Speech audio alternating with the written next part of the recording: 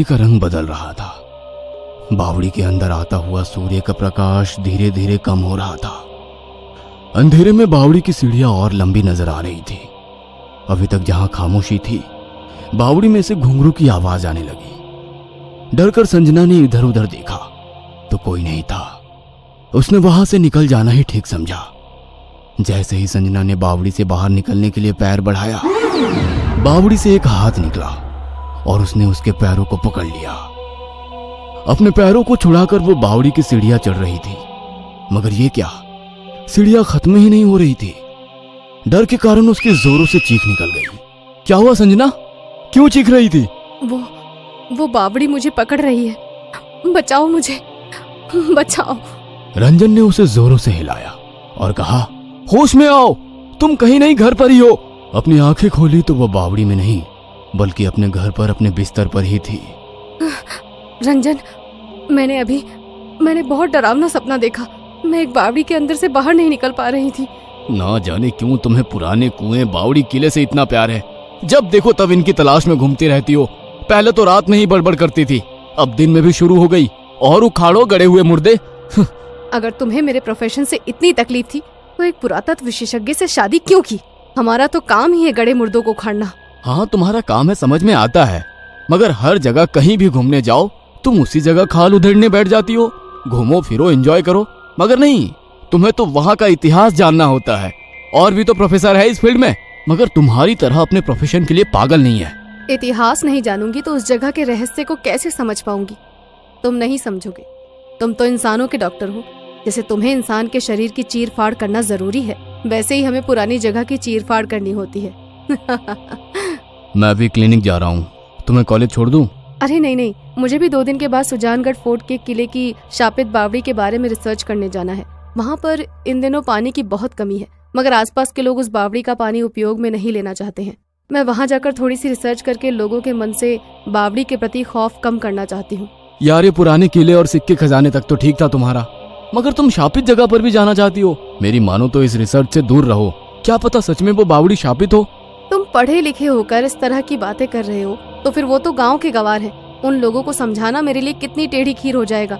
गांव में सूखा पड़ा हुआ है, सिर्फ उस बावड़ी में ही पानी है। लोगों के मन से उस बावड़ी का खौफ मिटाना है। मैंने टिकट करा लिया है, तुम 2 दिन की छुट्टी ले लेना। वैसे भी शादी के बाद हम लोग कहीं घूमने नहीं गए हैं। दौलताबाद के आसपास काफी पुराने किले हैं, हम लोग वहाँ घूमेंगे। शादी के बाद लोग घूमने गोवा और कश्मीर जाते हैं, ना कि पुरानी कब्र और खंडहर पहाड़ों में। मैं नहीं आने वाला। प्लीज यार, हम दोनों अलग अलग प्रोफेशन में हैं। एक दूसरे के लिए समय निकालना बहुत मुश्किल है। जो समय साथ में मिल रहा है वही अपना है। तुम नाटक मत करो, चुपचाप मेरे साथ चलो। चलकर देखो पुराने खंडरों में भी कितनी कहानियां हैं। हर कहानी तुम्हें अपनी सी लगेगी। संजना के कहने पर रंजन उसके साथ जाने को तैयार हो जाता है। दोनों वहाँ के सरकारी गेस्ट हाउस में ठहरते हैं। कुछ देर के बाद एक बेहद अजीब सा दिखने वाला आदमी आता है, जिसकी बेहद कम हाइट थी। काला चेहरा, नाक चपटी, आंखें भेंगी और होठ कटा हुआ था। वो दस्तक देकर उन लोगों के कमरे में दाखिल हुआ। एक बार तो उसे देखकर रंजन को जोरों से हंसी आ गई। वो गुस्से में रंजन की ओर देखने लगा। हंसी तो संजना को भी आ रही थी, मगर उस व्यक्ति को गुस्से में देख उसने अपनी हंसी को कंट्रोल किया और रंजन को भी चुप रहने का इशारा किया। हेलो मैम, मेरा नाम मुकेश है। मैं यहाँ का टूरिस्ट डिपार्टमेंट का हेड हूँ। हमारे यहाँ का किला और उसके अंदर शापित बावड़ी को देखने काफ़ी टूरिस्ट आते हैं। जैसा कि आपको पता है, हमारे शहर में पानी की बहुत ज़्यादा कमी हो रही है। इस कारण सरकार ने फैसला लिया है कि बावड़ी का पानी उपयोग में लिया जाएगा।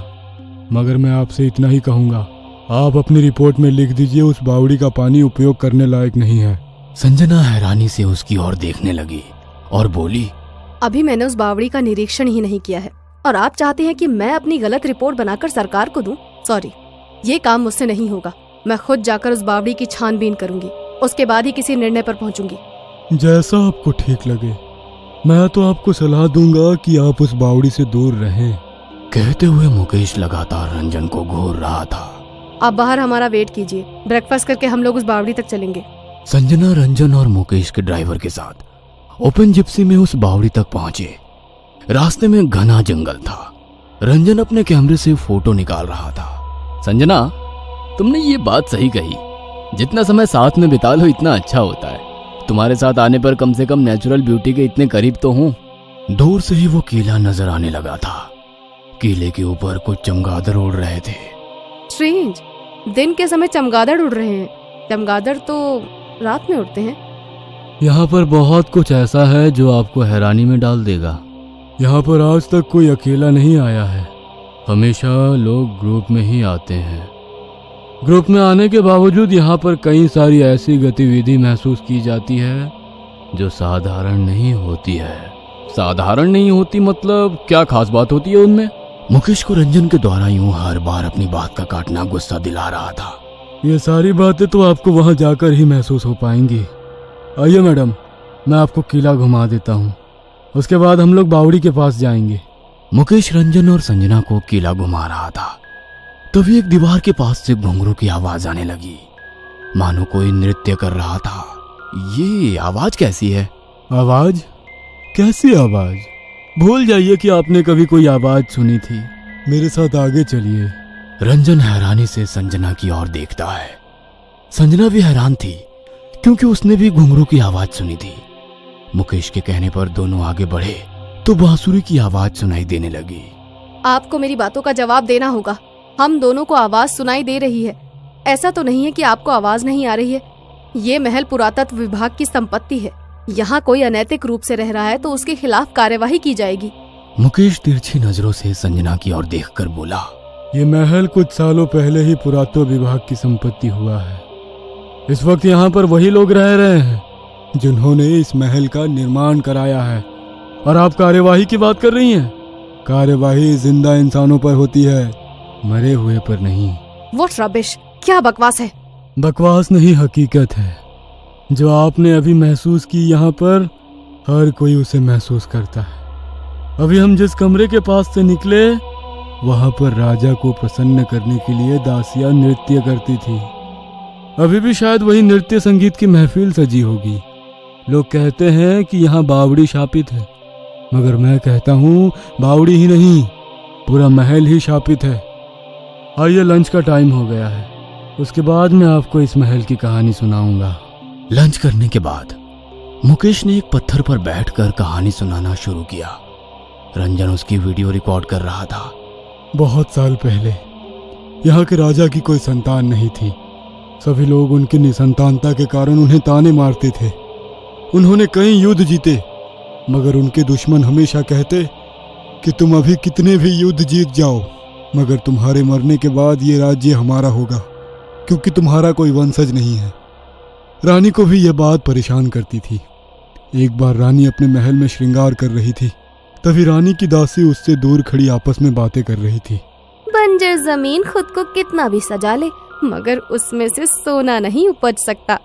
संतान नहीं होने के कारण ही तो राजा ने रानी को छोड़ दिया है, और उनके इतने बुलावे पर भी तो यहाँ नहीं आते। हमेशा नृत्य संगीत की महफिल में डूबे रहकर अपने गम को भुलाते हैं। अब तो महाराज के दो ही शौक बाकी रह गए हैं, पहला युद्ध और दूसरा संगीत। कहते हुए दोनों हंसने लगी। उन दोनों की बातें रानी को तीर की तरह चुभ गई। उन्होंने गुस्से में उनकी ओर देखा, मगर ये जाहिर नहीं होने दिया कि रानी ने उनकी सारी बातें सुन ली है। श्रृंगार कर कर रानी राजा का इंतजार कर रही थी, मगर राजा उनके कमरे में नहीं आए। तो रात को 12 बजने के बाद रानी ने अपना सारा श्रृंगार उतार कर फेंक दिया और काले कपड़े पहनकर जंगलों में निकल गई। अगले दिन सुबह इन दोनों दासियों की लाश इस बावड़ी में से मिली थी। कुछ दिनों के बाद राजा ने अपनी पड़ोसी राज्यों पर हमला कर दिया और उस पर कब्जा जमा लिया। वहां के राजा ने राजा की अधीनता स्वीकार की और अपनी बेटी राजा के साथ ब्याह दे दी। युद्ध जीतकर जब राजा महल में पहुंचे तो उनके साथ दूसरी रानी देखकर रानी बिना उनकी आरती उतारे अपने कमरे में चली गई। राजा अपनी नई रानी के साथ समय बिताने लगा और बड़ी रानी रात में जंगलों की ओर निकल जाती। समय बीत रहा था। जहां छोटी रानी राजा के बच्चे की मां बनने वाली थी, वहीं बड़ी रानी शैतान के बच्चे की मां बनने वाली थी। काली शक्तियों को उन्होंने स्वयं अपने गर्भ में बच्चा स्थापित किया था। राजमहल में खुशियां मन रही थी। सब लोग छोटी रानी को खुशकिस्मत मान रहे थे कि उनके आने से भी बड़ी रानी को भी मां बनने का सौभाग्य मिला। छोटी रानी ने जिस दिन एक स्वस्थ और सुंदर पुत्र को जन्म दिया, उसी समय संयोग से बड़ी रानी ने भी शैतान के बच्चे को जन्म दिया। वो शरीर से विकृत था। उसे देखकर रानी को घृणा होने लगी और उन्होंने दासी से कह दिया कि राजा से कहना बड़ी रानी को मरा हुआ बच्चा पैदा हुआ। रानी ने खुद अपने हाथों से उस बच्चे का गला दबाया और उसे इस बावड़ी में फेंक दिया और बावड़ी अभिमंत्रित कर दी ताकि वो उस बावड़ी से बाहर ना आ सके। मगर था तो वो शैतान का अंश। उसने बावड़ी के अंदर रहते हुए ही राजा, उसके राज्य और रानियां सबको तबाह कर दिया।